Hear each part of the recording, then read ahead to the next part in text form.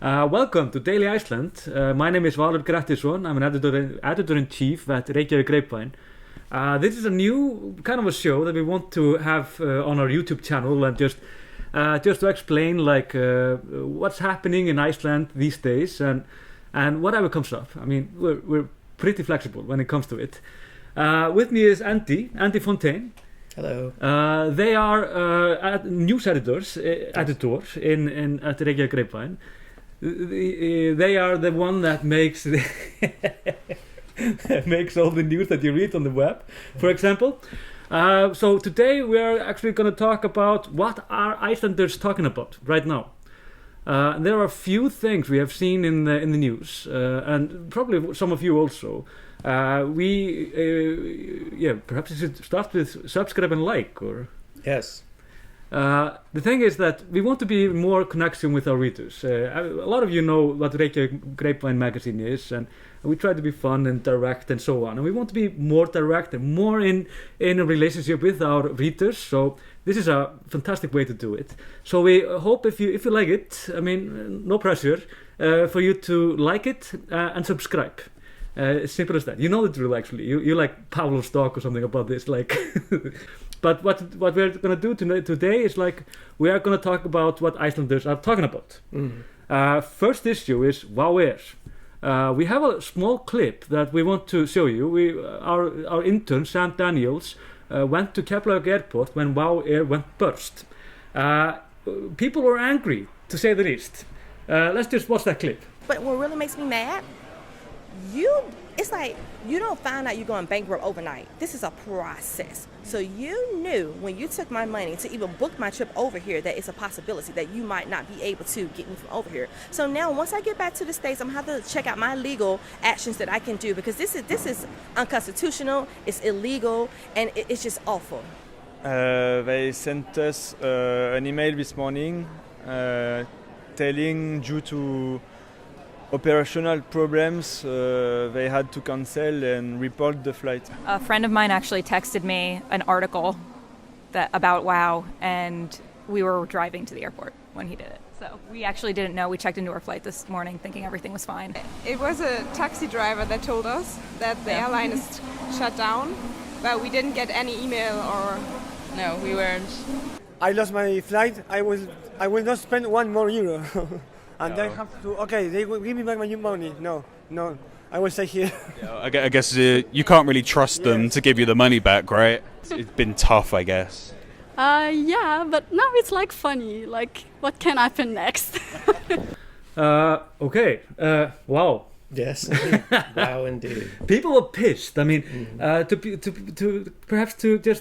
begin with it, what happened? Why did it happen? And what the hell is happening? Yeah, I guess the why it happened is still a matter of speculation until all the facts are out. But what a lot of people are batting around is this idea that WOW Air essentially took on a lot of loans in order to expand operations in the expectation that expanding operations would increase profit. Mm-hmm. It did not. And so that led us to where we are today, where there's now 1,500 people out of work. Also, the tourist boom in Iceland has been extraordinary. From the eruption of Eyjafjallajökull, you know the word. Yes. It's a hard one, but it was like a blessing in disguise. And what happened is that we had incredible growth of tourists. We went from a couple of 100,000 to 2 million per year. Yes. So what happens also is wow, they expanded incredibly fast in an incredibly short amount of time, right? They sure did. I mean, it's hard to deal with that, right? So many sectors of the tourist industry have expanded tremendously fast, and this. I gotta tell you, I'm getting serious 2009 vibes, 2008 vibes right now. It's the same expectation that growth is continuous and everlasting. Yeah. Which is ended with the banking system failing altogether.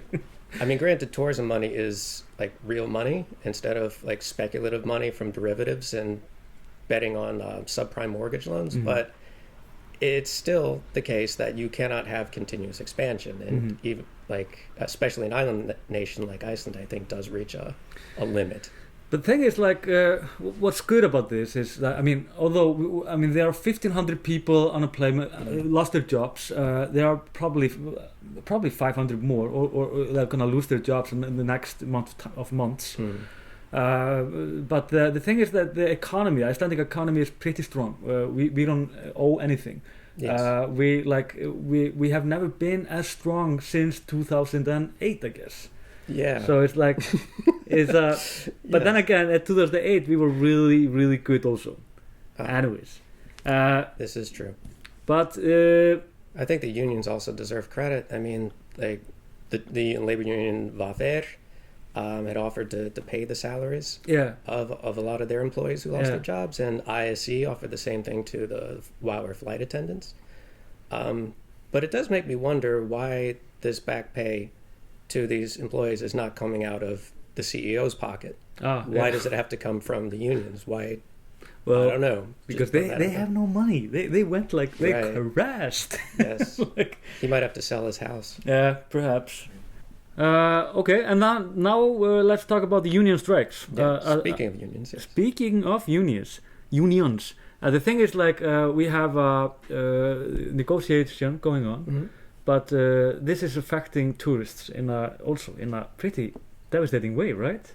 I don't know about devastating per se. I mean, the last round of strikes was postponed. That's true, yeah. Of the hotel workers, but we do have a bus driver strike that's happening all this week. It's not every route, and it does not apply to disabled people services, thankfully. But do go to grapevine.as/news to see the actual routes that are going to be striking during morning and afternoon rush hours, in case you're on one of those routes. It's good to know.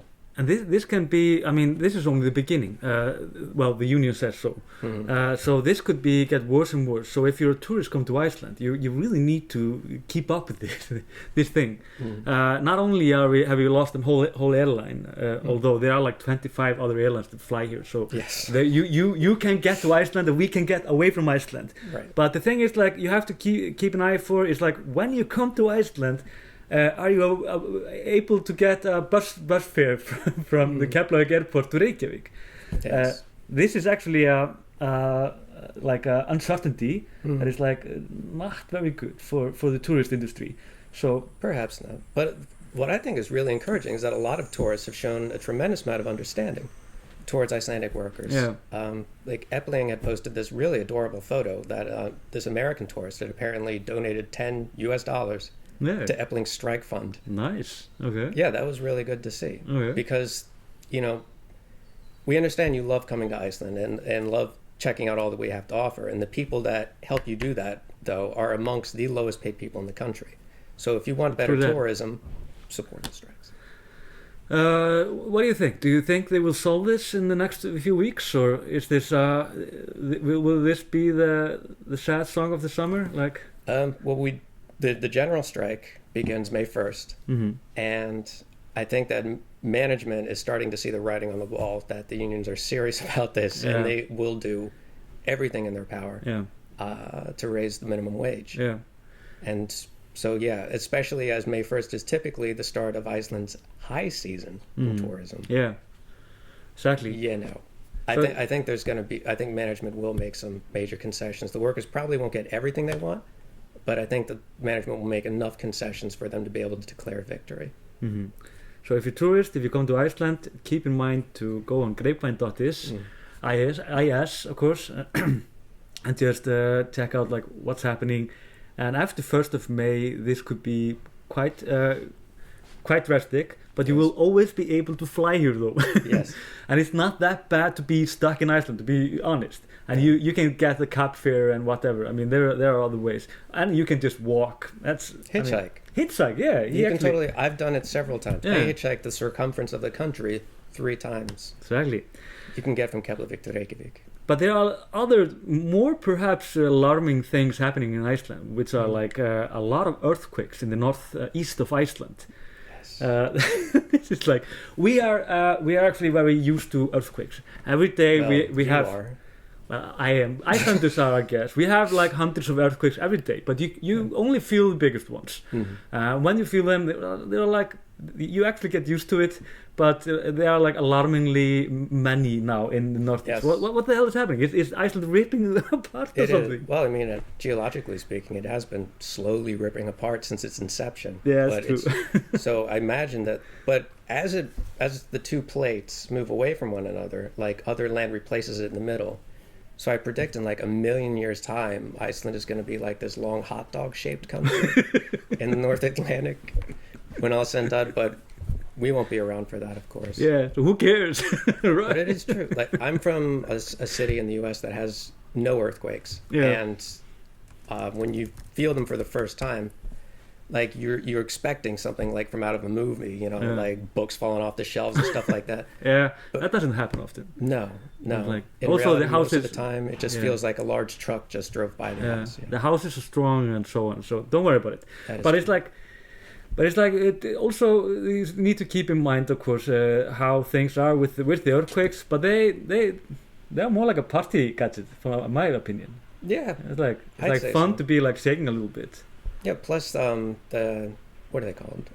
Almannavar, the civil defense authorities. Yeah. They're really on top of their game. Yeah, that's true. Like they have a very, I mean, you say what you want about the ability of Icelanders to organize stuff, but when it comes to like emergency services, they are seriously on top of their game.